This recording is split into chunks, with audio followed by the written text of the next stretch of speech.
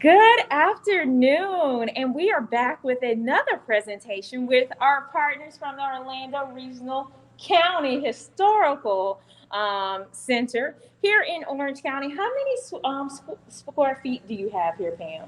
Oh gosh, about 17,000 square foot of exhibitions. Of course, the building's much larger, but in terms of actual exhibits and there's more programming space, I don't know, it's very big. I should have a more official number than that. And we are here with our very friend Pamela Schwartz, who is the Orange County Regional History Director for this exhibition, which is the Ocoee exhibition, and as well as for all the other fantastic exhibitions that you have here. So say hello, Pamela. Hi, everybody. Thank you for joining us today. Thank you. Now, what are we going to visit with the Ocoee Massacre? And why did you feel it was important to have this exhibition this year? As a proponent of history, you've been over to our museums. In fact, we've actually lent things over to this exhibition for the Ocoee Massacre. Why now? Oh, how much time do you have? We're good. we began this exhibition about 3 years ago, and it's a really, I guess, an interesting story. There were several community groups who were aware of this event, the Ocoee Massacre, and we're sort of having conversations and percolating. The 100 year is coming. Something needs to be done.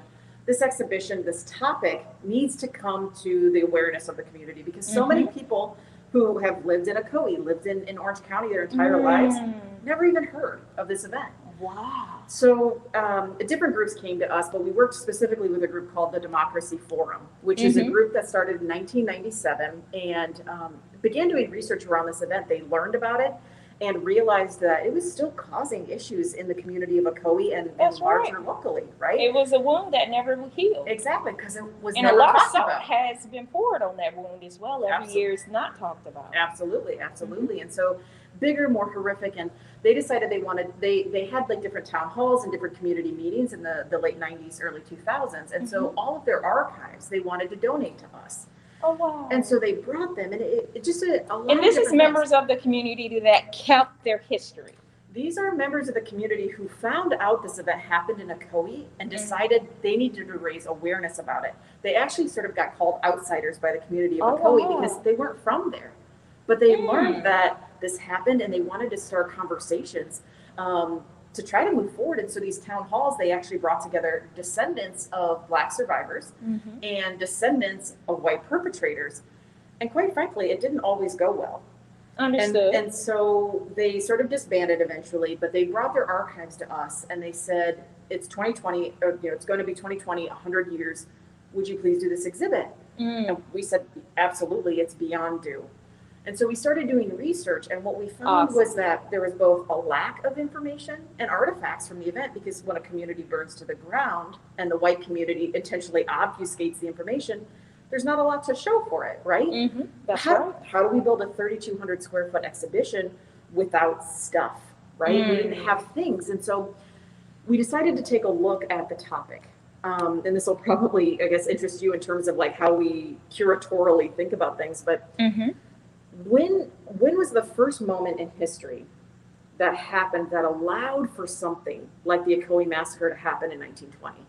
And we talked and we just worked our way backwards through history. And we discovered that really the first starting point is with enslavement in Central Florida in the 1500s. That's right. And that's when 1565 is when the first Spanish started to come into Florida. Remember, Florida was founded by the Spanish, and that's when they brought enslavement over. The first that we have records of Africans coming over is 1565 here in the state of Florida. Well, believe it or not, the first Africans who came in 1513 were not enslaved. That's and then the next trip, that was no longer the case. And so that's right. That's really the first step that happened that allowed for this event to happen hundreds of years later. And we said, where does the impact of the Ocoee Massacre end? And we talked and we talked and we talked, and we kept getting closer and closer and closer to today. That day we were having the discussion.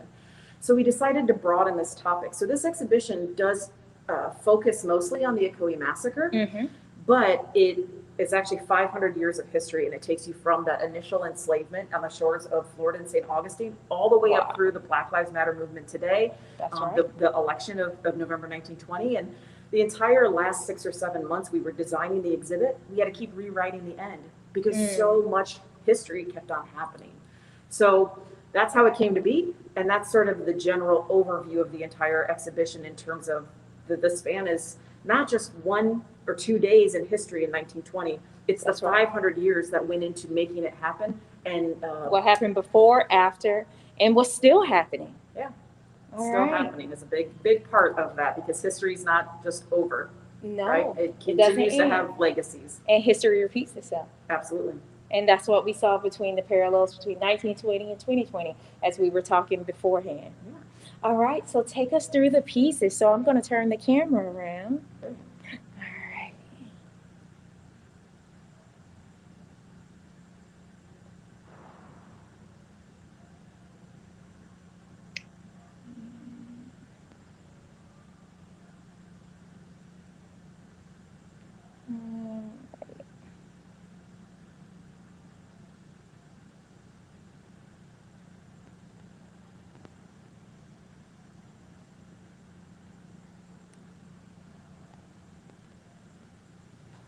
All right.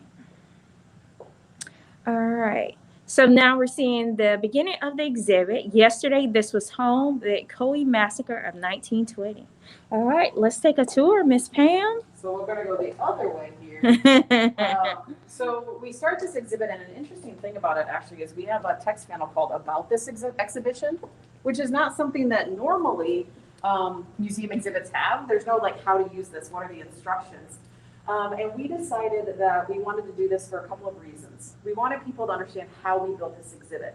And something that's really important about this entire exhibition is that we chose to only use primary sources. And we did so much research.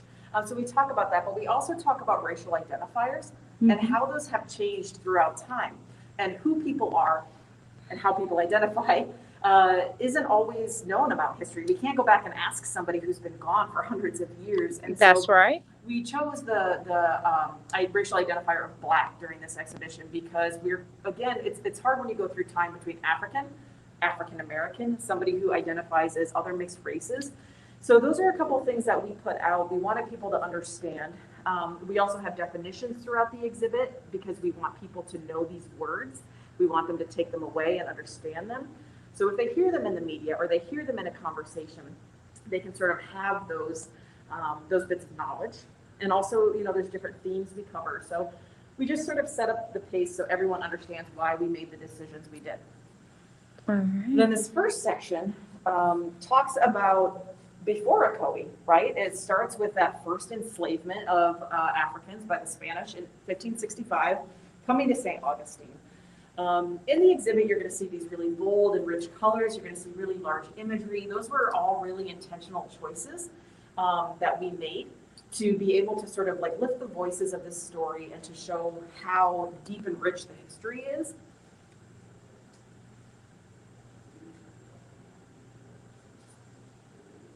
So in this tiny little space, we actually cover hundreds of years of history. So this covers from the 1500s all the way up through the Civil War and the Emancipation Proclamation.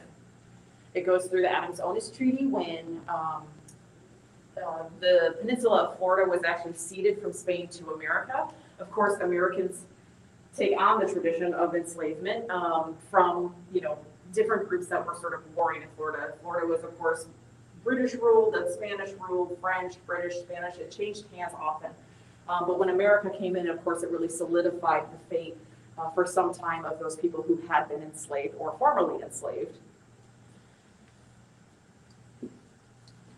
So coming up through this section, and one of the things you'll notice is that there's not a lot of artifacts in this exhibition for the reasons I mentioned before, which is that there's not a lot of things that exist. So a lot of your stuff had to be recreated, of course. Either recreated, reprinted, or borrowed. So like the shackles you just saw are actually from a museum on loan in Charleston, South Carolina. We don't have Yeah, we have some of those as well from the Geechee Gullah exhibitions because they were the only people that actually kept a lot of their history back from West African traditions as well.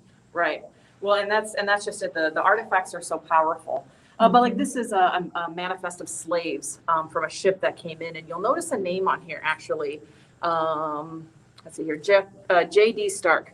Dr. James D. Stark was the white European individual essentially who sort of founded the area that became known as Ocoee. And this is him bringing two people he's enslaved, Osman and Mary, 30 and 15 years old, to Florida from Georgia. So we actually found that page, and what we did is we recreated it to sort of look like a book. Nice. This, again, it brings you up through the Emancipation Proclamation. And of course, what do we know about the Civil War?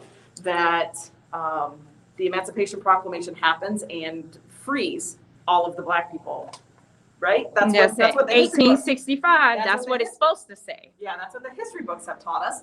But that's not so the case. Of course, these individuals, some 4 million, Black souls, are walking out of enslavement with very little, right? They've got skills, they've got knowledge, but often they don't have literacy, money. That's right. That's right. That's right. So this is a really cool photograph actually from the State Archives of Florida. We aren't sure exactly the location of Florida, but it's circa 1870.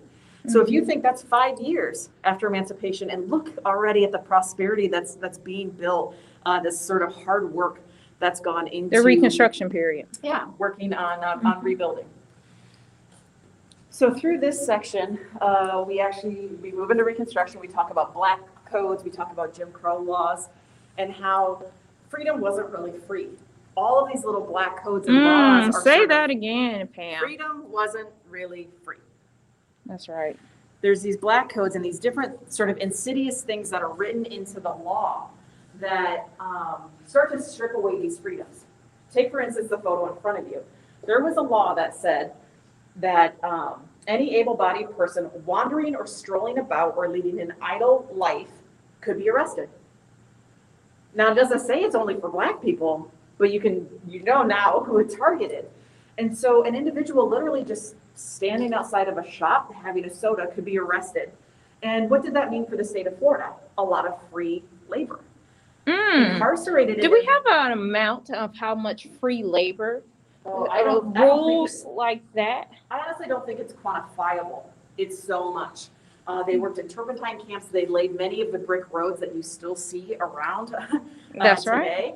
And it was a system. So all the way back in the 1500s, everything I keep talking about is all part of a very intentional system of oppression, stacking the cards against the Black community. But you see on this wall individuals who are making it happen anyway. Miss Mary McLeod Bethune, Ida B. Wells Barnett, these very strong Black individuals, especially Black women, who are organizing to start fighting against those systems.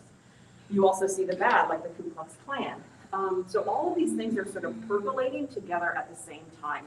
I always sort of call it a simmering kettle. There's good and there's bad and there's good and there's bad, and it just keeps boiling and boiling and boiling faster until eventually at 1920, the election, it's going to erupt. So the events we talk about here are really leading into that 1920 election. You've got the end of World War I, which of course really changes the economy. Also, a lot of young Black men go off to fight in the war and think that they should be able to come back and have the same rights as everybody else, right? That's right. They put in their time, they put in their duty. But also, while they're gone, Black women are here and they're organizing and have those same feelings. So there's a Black voter registration drive throughout America. But when you think about national history, that was happening in World War I, the Black voter registration drive, and also the movement, of course, for women's suffrage. Those are happening nationally, statewide, regionally, and also hyper-locally. These are the same things that have people in turmoil, the same things that activists are sort of fighting for all throughout the area. So these are the different things that are really starting to cause a lot of tension between Black individuals who want the same equitable human rights as anybody else. And the same equitable rights that was promised to them under the Emancipation Proclamation. Before, it was said that we were 2/3 of a man. Exactly. Not all men were created equal as the Constitution, but the Constitution was amended. Created equal and treated equal are very different things, That's right. right? That's so, right. Through this next section, one of the things that we really focus on are those things I just mentioned, especially going into voting rights. We look at voter suppression, which is obviously still very much a problem today. It looks a little bit different. Back then, you see things, this particular panel over here looks at some of these different ways. Taxation without representation. Yeah, you've got poll taxes, there's the white primary, which And of course, again, history has repeated itself, because where did we first see this? And when the British came over. Yeah. And the Americans rebelled, and that's how we have our unions today. And the United States was created. Yeah, exactly. So there's all these different sort of ways that especially southern states found to disenfranchise Black voters, right? And this is an area we actually do have a few artifacts. This is a white primary ballot actually from our collection. We have some items in this case also that are on loan from the Museum of Seminole County History, a ballot box that's actually of the time period.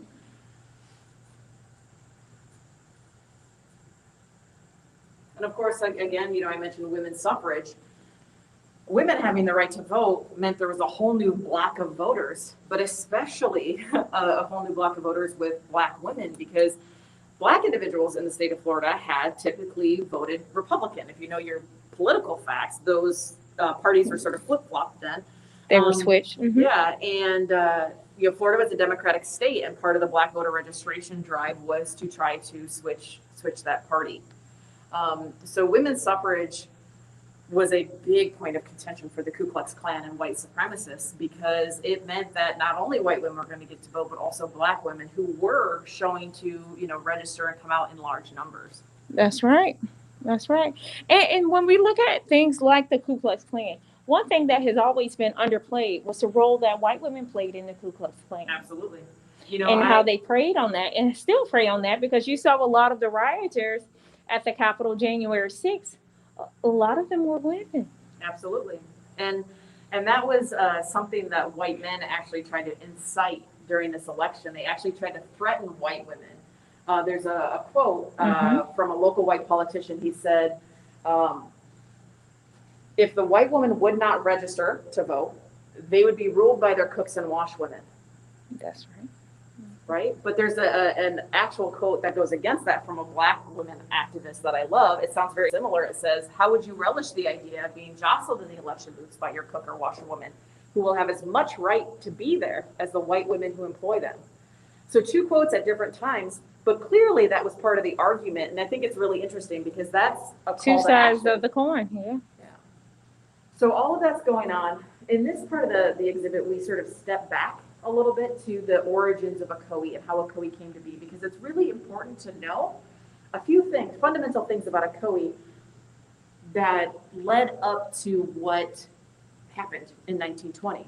The area settled in the 1950s to 60s, but there's a lot of information to it, but one of the most important things I think is that the individuals who were impacted, the Black families that were impacted by the Ocoee Massacre, came to the community in the 1880s and 1890s. Mm-hmm. So when the massacre happens 30 years later, these are not young individuals. And all of the people in this community, Black, white, or otherwise, have been neighbors for a really long time. Mm-hmm. This is not people who don't know each other when this is breaking out. This is not, the stories have always been told about this event, that it was all outsiders.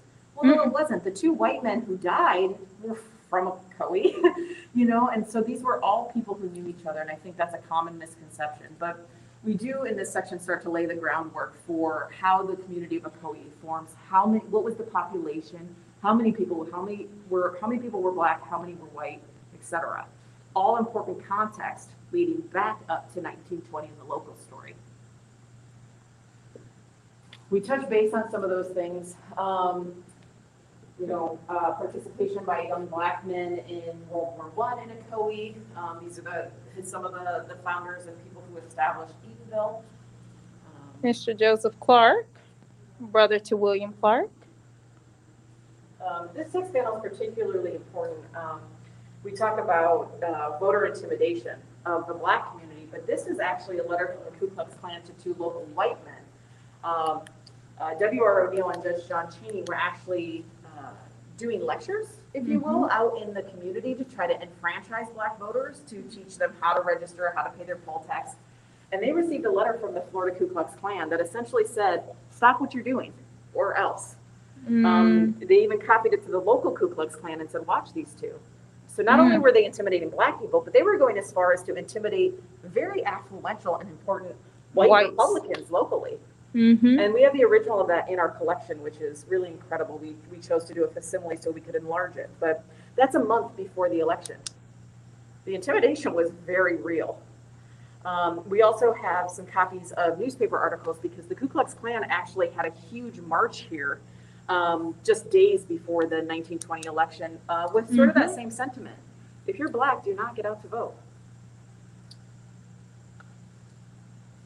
Voter intimidation. Absolutely. And it's blatant. It's not hidden. No. It's hidden in plain sight, right? No. And a lot of things, what we see as well, keep in mind what she has here, you all. This is in the newspapers. These are newspaper articles. This was written by the media, but as well, the owners of that media were Klansmen. Absolutely, yeah. Very often local white politicians, law enforcement, not everybody, to be clear, but many of local white politicians, law It was the enforcement, sheriff. It was the owner of the media.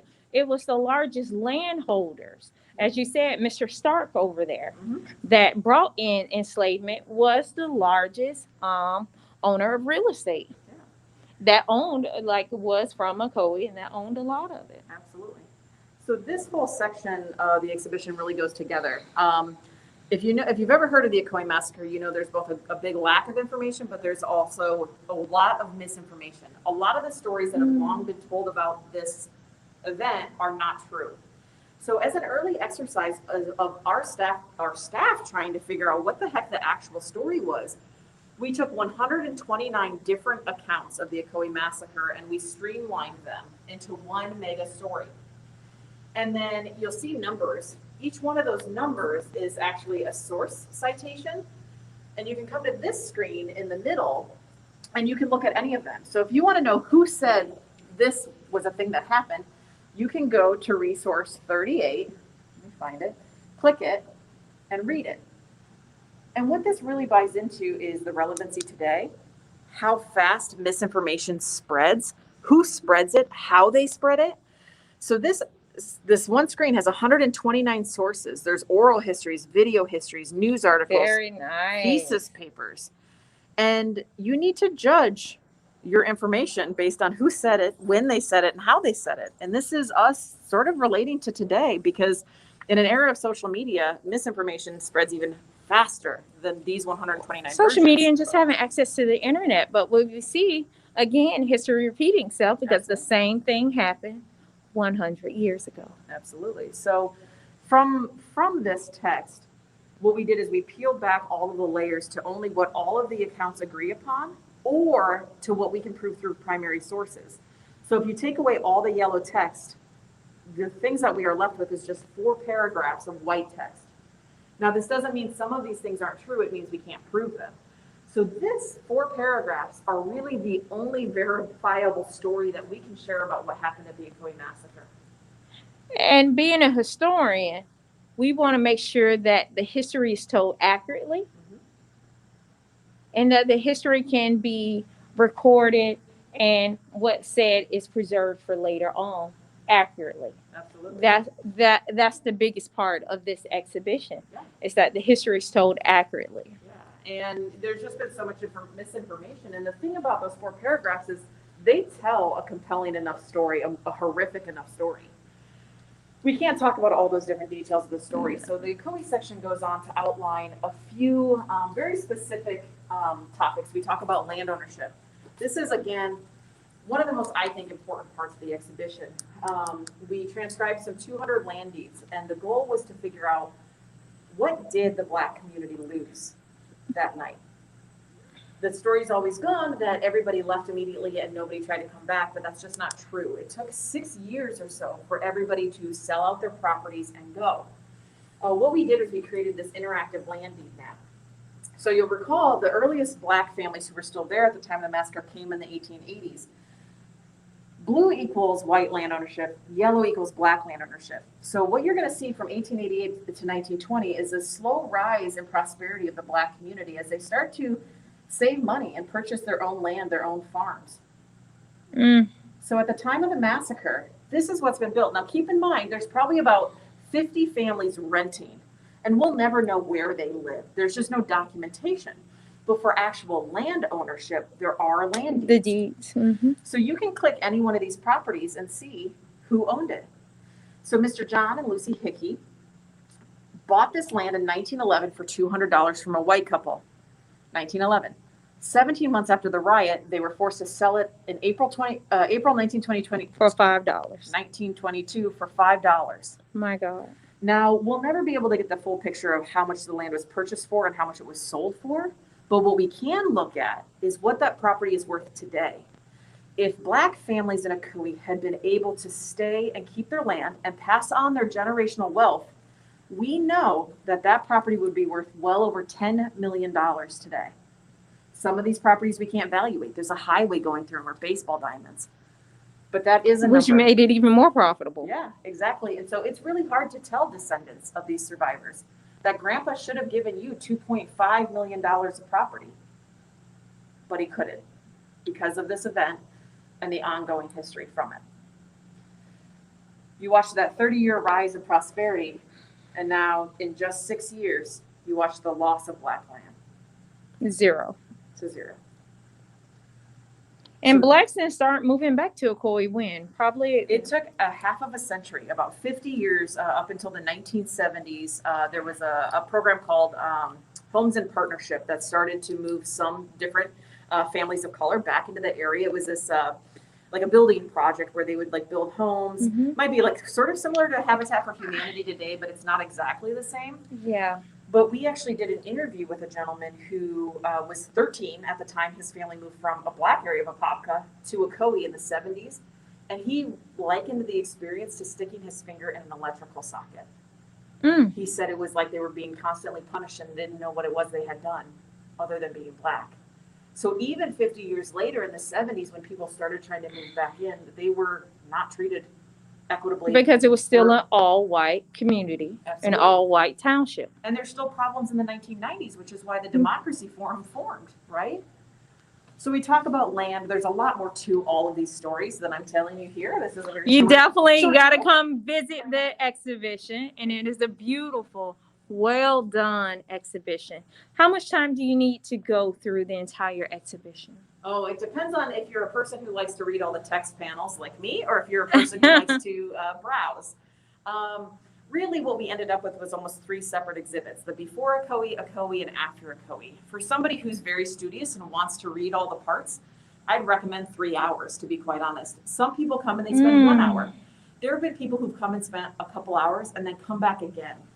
So it kind of depends on what sort of a museum goer you are, but the information's all really interesting. These are all documents that actually are the records from the murder of July Perry. Different types of death certificates. This was his lynching. Yes. How many lynchings did happen in Ocoee? Is that the only one that was actually on the books? I know we have several that were off the books that we know that they were lynched, but July Perry was one that So in terms of the event, the actual Ocoee massacre, the numbers range from 0 to 600. And there weren't even 600 black people in Ocoee at the time. And so this is the problem with history and the way the stories get bigger. But we as historians right now document at least 4 people who were murdered, lynched. That's July Perry, which everybody agrees on. And then this document over here, actually from the UCF libraries, is really important. It's a Carrie Hand Funeral Undertaker's Memoranda that actually records 3 black individuals who had burned to death in the massacre, were taken and put in paupers' caskets and buried in a mass grave. Do we know their names? We don't know their names, we don't know their ages or where they were collected from, and we probably never will. No, we won't. So we continue to do genealogical research to try to find people. So far, I have cleared 147 people, 147 black community members as having survived. That leaves about another 130 that I'm still looking for. So the more people we can find through genealogical research, the more we can sort of take off the books as potentially having been lynched or murdered, but we'll probably never actually know. We talk about voting, and we talk about the different rights, the different documentation to this event, what legal documents exist and which The ones don't. Orlando Sentinel. The headlines the next day: pay special attention. 2 whites dead, Ocoee riot. Trouble at Ocoee claims 2 white victims. The white victims get 2 headlines. It's buried down here what actually happened to the black community.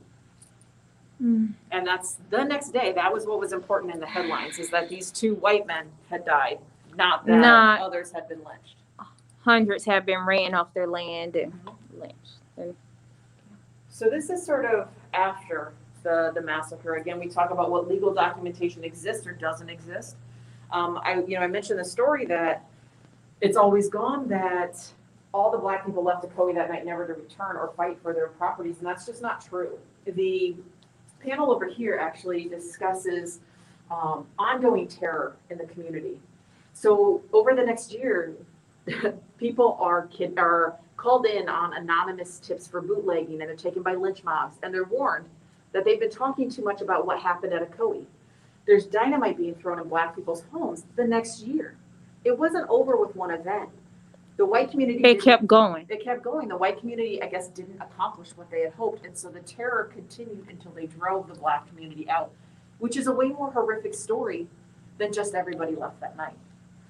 On top of that— As well, it was just one event. No, there were multiple events that kept happening. Absolutely. Yeah, and they're documented. They're documented. And on top of that, we look at the different dark legacies. This is an event that is unfinished. It still has legacies today for those family members who lost their generational wealth, who suffer from generational trauma. So we do talk about families. We've been fortunate to connect with about 9 or 10 different— And the Perry family is still here, yeah. Yeah. They came out to the marker for last year. Yeah, I remember that. We've got many members of the Perry family are across the state of Florida and beyond. We talk about July Perry's land. There's a lot of legal paperwork. I won't go fully into that story, but you should come read it. It's really interesting. But one of the things that was important for us in meeting the descendant families was to make sure that this was their story and that their voices were heard. And so as you come around the corner, you'll actually see a feature on the families that we've had the opportunity to meet so far. And we show photos of them, photos of the people who actually survived this, photos of the people who somehow found the strength to rebuild their lives yet again. And so again, you'll see each of these sort of pink bubbles is a quote from a descendant. But these are people who were all landowners in Ocoee. The Hickey family, their grandson, a boy that they actually raised. These aren't ancestors who are 4 and 5 generations removed. No, they're people living today knew these individuals. No, it wasn't that long ago. Yeah. And so this particular descendant, his grandfather should have in theory passed $1.3 million worth of property to him. And that's just a hard thing to chew on when somebody tells you, you should have had this.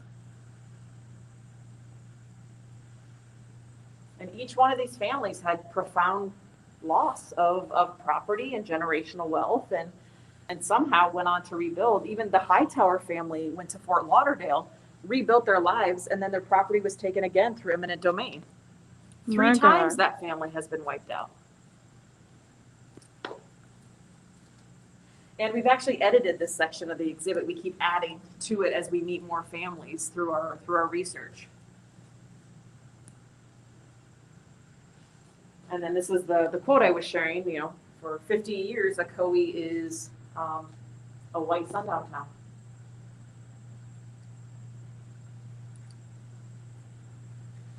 And this is where we actually leave the Ocoee section of the exhibition and go into the post-Ocoee section.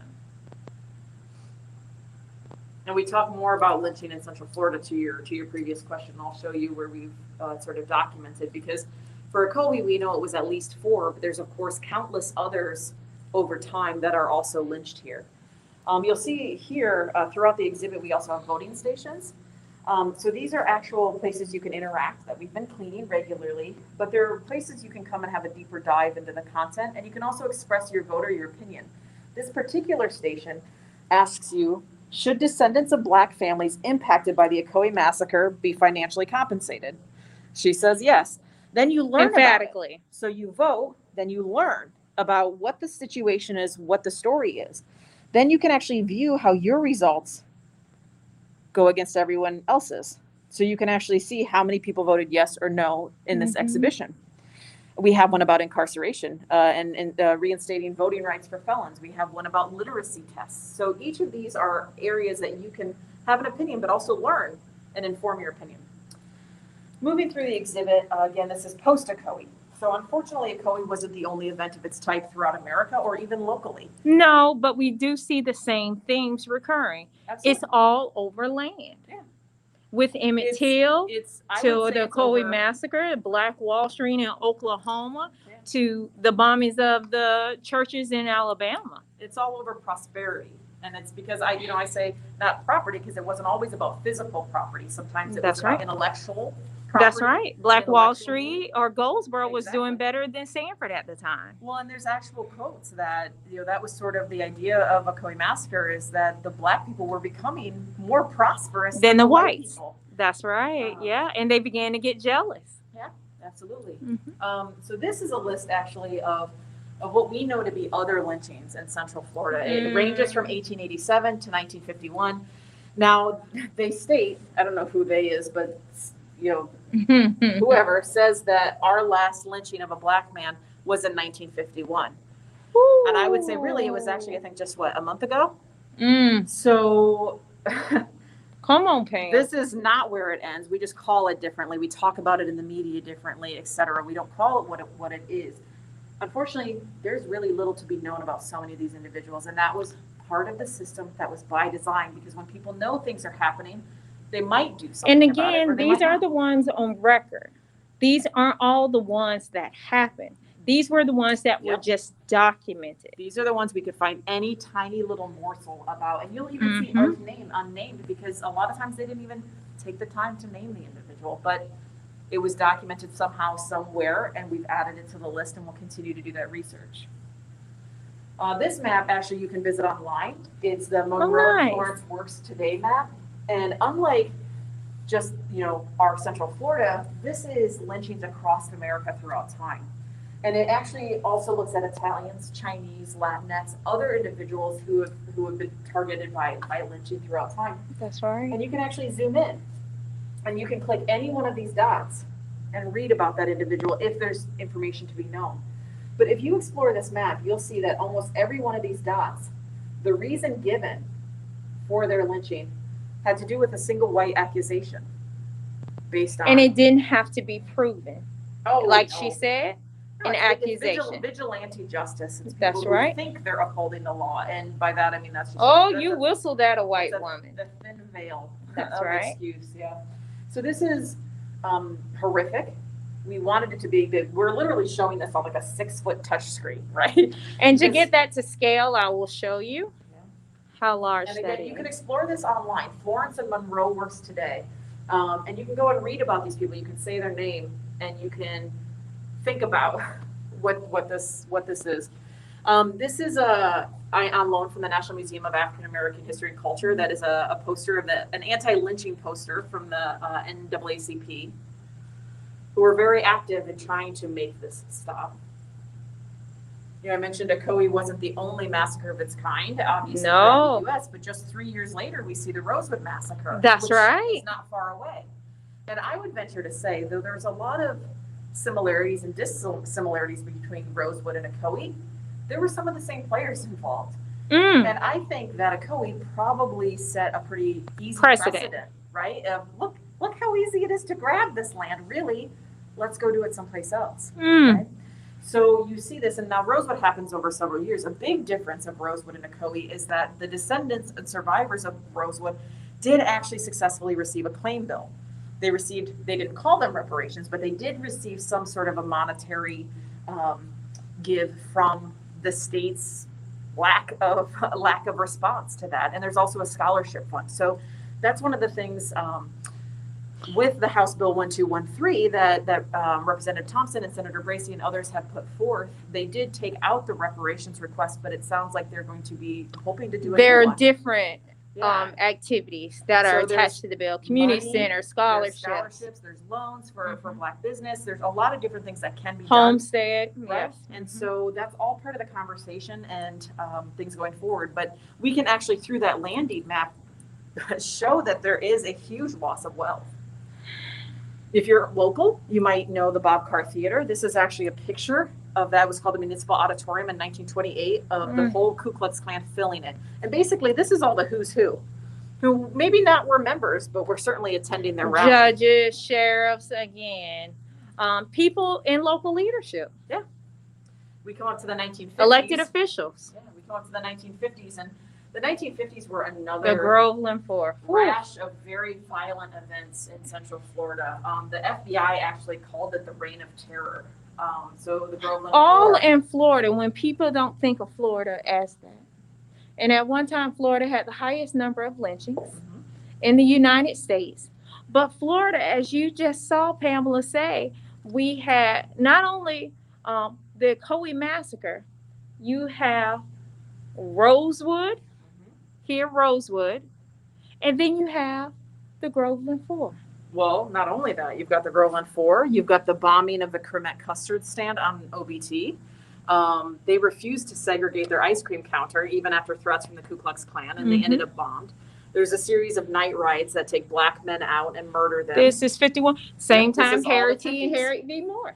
And so we're moving towards that. We do talk Mhm. about Walter White. We talk about Emmett Till. These, of course, are The national. national things that fit into our story. We talk about Emmett Till too because it was Mm. really one of the catalysts moving into the civil rights movement. But it also, And we're still seeking justice for Emmett Till. yeah, absolutely. But a lot of our youth NAACP actually cite the lynching of Emmett Till as part of the reason why they stepped into the civil rights movement and why they got involved and joined the youth NAACP. And several people have told us that. And really what that was a self-identifier. Mm-hmm. Emmett And Till, we you're see expected that to be- now, right? We see that now. The reason with the NAACP, we see more minorities than ever, more blacks than ever, stepping up to be doctors and nurses because of the pandemic and how it has affected black communities. Absolutely. We see that after George Floyd protests last summer. We do see that in the parallels, again, keep coming. Yeah, absolutely. Harry Moore, another sort of catalyst Ooh. going into civil rights. So this is a really It always heartbreaking does story. something to me You when you see the house and you know this makes it, the bombing of this house was the most explosive since the Hiroshima atom bomb. You took out an entire country, and this is a house in Mims, a wood house. Mhm. They put a bomb under their bedroom window on Christmas night, also the wedding anniversary of the Moores. Their family wanted to take them obviously to the hospital to seek care and knew the local hospital likely would not care for them. And so they tried to drive over an hour away to Sanford where they thought they might be received. And Harry died on the way and Harriet just days later. Mm-hmm. And nobody's ever found guilty for this event, or Rosewood, or Ocoee, or. Emmett Till, nothing. No justice for all of But those we places. do know that a floor plan of their home was passed around at a Ku Klux Klan meeting weeks ahead of time. But nobody's ever held responsible. And this is the thing with all of these events, with every single one,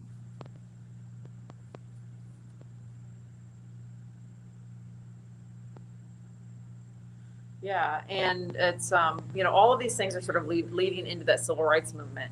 that's right. And with all of these events, this is the thing with all of them. Again, like Pamela said, no one is held accountable. No justice has ever been sought or even actions even taken for accountability. The Moores case, I And think, that's what pours the salt on the wounds as well. yeah, and I think the Moores case was actually reopened multiple times, and still no one's ever been found responsible. So one of the things we talk about in this exhibit is that it's called "Yesterday This Was Home," the Ocoee Massacre of 1920, and that's like symbolic in a few different ways. Yesterday, Ocoee was home for somebody, Rosewood. You see this imagery of the cabin, the Rosewood cabin on fire, the Mintz house bombed, or the Morris home bombed. This cabin in the middle of the room serves a couple different purposes, and we're not going to film in there, only because it has really sensitive content, and we like people to be able to make their own choice about whether or not they can view those objects. So we've not been doing any filming in there, but the house is part of, you see as you come around the edge, it's all burned, and different things like that. Yeah, so that's a that's bit the too change much. of prosperity to not being prosperous. But one of the things about racism is, where does it start? In the home. That's right. Where can it most likely be beaten? Where it's taught. So inside of the home, inside of this cabin, is where we put the most sensitive content in the exhibition. It includes images of lynchings, it includes Ku Klux Klan items. And so it is really difficult, and we have a big disclaimer outside. So again, that people can make a choice in whether they want to access those items, or it's an easy place to sort of pass by. But all of the items in that cabin really show how people are complicit and complacent with racism. They send a racist postcard to their grandmother in the 1930s. They go to a poetry reading that's written in a black parlance by a white Lions Club member. So all of these different things, tourists who come here and go to lynchings for spectacle, for sport. That's right. And so we look at all these different ways that people might not have been a member of the Ku Klux Klan, but certainly we're holding up their ideology. And the children that were there, you look at the children jeering at when Ruby would go to school, or when blacks would desegregate schools or desegregate lunch counters or any type of business. You look at the people around. Racism takes on a lot of different forms. And some people would be the first to say that they're not racist, but they need to reflect on their own activities and the things they say or don't say. That's a powerful statement. So we're going to skip over that. Yeah. So we move through into civil rights. Of course, our civil rights story is actually kind of different. We look at a few moments of triumph, like Jackie Robinson coming here. And where he did not break that barrier, where the Ku Klux Klan chased him out of Sanford. Yeah. And he made history the next day in Daytona. Yeah, well, while Daytona Beach would allow him to play there, the local restaurants and hotels would not allow him to stay there. So he ended up in Sanford at the Brock House. Away, right? And that's just it. It's this constant push and pull, and really. That's why you see the Green Book, because it really wasn't safe anywhere necessarily. Our friends at the Wells Field Museum, Dr. Wells. So we talk about some of these local moments and things, of course, again, leading up to that civil rights movement. And our local civil rights movement was really interesting. It was taken with adults, but of course it was really led through the youth NAACP. They were doing the sit-ins, the wade-ins at the pools. Always. And definitely. Yeah. The wisdom of the older, the youth take the action. Yeah, absolutely. And it was an integrated group, which is really, I think, a cool part of the story too. But though was violence happening in Central Florida, in terms of the youth NAACP, they actually multiple people actually cite that the police were nice to them. They're like, they didn't have to be like that. They were always respectful. They never roughed us up. Unlike places like Axe Handle Saturday in Jacksonville, or the St. Augustine swim-in, where one of the hoteliers actually poured acid into the pool when people were trying to desegregate swimming. It was very violent in a lot of places, and our youth NAACP did not experience it quite the same way, but they really worked very hard to desegregate locally. We talk about some of the incremental laws. We move into Martin Luther King Jr.'s visit. Of course, these at Tinkerfield, which was his only visit. Yep. But we've got that awesome photo, which we're very fortunate to have, that has some of the members of our local youth NAACP. We talk about some of the triumphs, of course. And of course, things like this never play out easy. It's a lot of planning and preparation, and a lot of no's that were involved before he came. Well, the interesting thing is how the media downplayed it. This was like nowhere in the newspapers if you look it up. This man had just been like featured by Time magazine, and the local media was like, it's not a story, you know. So that's a kind of an incredible thing to me. Of what was considered news. So you may have maybe caught on, but there are some themes throughout the exhibit. You see on text panels the words property, education, voting, these different themes that are not only ways that you can rise to prosperity, but also the ways that the Black community has been oppressed. And you see them throughout the entire Ocoee section before all of these different systems that are put into place for oppression of the Black community. And what we do on this wall is we sort of bring it forward to today, because there's still a lot of problems. We've sort of like, hundreds of years of history and how far we've come and how much further The we have to 500 go. years of history, how far we have come. And how much further we have to go, really, I think is the most important part. And so each of these panels starts to wrap up, if you will, if you can, to bring you up to what's happening today in terms of property and the Black community here. What's happening in terms of education? What is the current circumstance? And I like the way you got it hyper localized. Yeah, I mean, the thing is This is the stuff that affects our neighbors. Well, this is stuff that was happening in the nation, and people don't realize that it was the exact same problems here at home. We have a That's local right. story to every national story. And I like that. the last 6 months, we had to keep rewriting this exhibition because things were happening. You've got the murder of George Floyd. Of course, the Black Lives Matter movement starts here in Central Florida with That's the murder right. of Trayvon Martin. You see a piece that we have here. Hey, I recognize that. Happy to have on loan from the Goldsboro Museum in Sanford, Florida. Hey. But of course, a lot of people didn't realize that movement started locally and had That's local right. ties even this time. You see Daytona and everything that was happening with Bubba Wallace and the banning of the Confederate flag. So, And then you look back in the period where Jackie Robinson did the same thing, and you look at they're both sports heroes, Yeah. both Black men. This is our thing. We're like, cut out that panel, put this panel in, do a new panel, rewrite it, because so much was happening in just the 6 months before we opened this exhibition. Even the actual, we opened just a month before the election. We had to change the election text panel because it was written to be for the future as opposed to having already happened. So a lot of this area is sort of a look at, and we couldn't even fit it all. We couldn't even fit everything that was happening in the months, because everything in this exhibit 100 years later is still so incredibly relevant and is still so tied to today. That photo is incredible. It was taken by one of our staff, Melissa Procco. Notice the sign, the young July gentleman. Perry, This photo was Ocoee, taken Florida, at a Black Lives Matter protest march for George Floyd. And it's such an incredible photo. I wish history repeats itself again. that somebody recognized the relativity between similarities. July Perry and this event 100 years later. And George It took Floyd. somebody knowing their history. Say it again, Pam. It took somebody knowing the history to recognize those similarities to today and that relevancy. We talk about a lot of different initiatives that have tried to bring the story of the Ocoee Massacre to the forefront, changes that have been made, markers that have been placed. So this That's the exhibit- one, 2 years ago, last year. Yeah. This exhibit is a lot of really difficult history. This section sort of focuses on, we wanted to leave people feeling inspired to action. You can rest. Yeah. You can sort of And that's sit. what the humanities is meant to do. Yeah, and take what you know, what we've learned, That's supposed to right. have learned, do something with it and be better. And so we don't want people leaving the exhibit just feeling terrible about this history. We want to inspire them.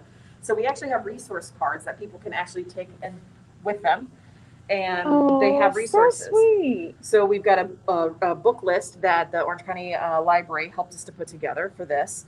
We've got discussion questions that you can talk about with your family, groups you can get involved with to act, and voting registration information. So each one of these are different resources that you can take with you and however you like to participate and be inspired and move to action to make the world a better place. So that is really the ultimate goal of this exhibition, is to bring awareness to this incredibly difficult but also rich history of our local community and fabric, and to show you how it's relevant to all of the things that we're all experiencing today, and to inspire you to try to play a role in making that better. This has been an awesome and amazing presentation. Good job to everyone involved, all of the partners, your entire team and staff, everyone. Thank you so much again, Pamela, for doing this. We appreciate you. We love you. And thank you for letting us be a part and partner with you on this amazing project and a few more as well. Yeah, well, thank you, and we look forward forward to more partnerships, and we hope everyone will take a chance to come down for our socially distanced time ticket entry. The exhibition's open through March 7th. March 7th. All right. And you are open every day. And I believe Bank of America sponsored it free on the weekends. There is a weekend, I think a Saturday or Sunday a month. I'm not sure where we fall on that calendar, but we do have a lot of different, free opportunities for coming to try to make sure that everyone can be invited in. Awesome. Thank you so much again. You all stay blessed and y'all stay safe. Bye bye.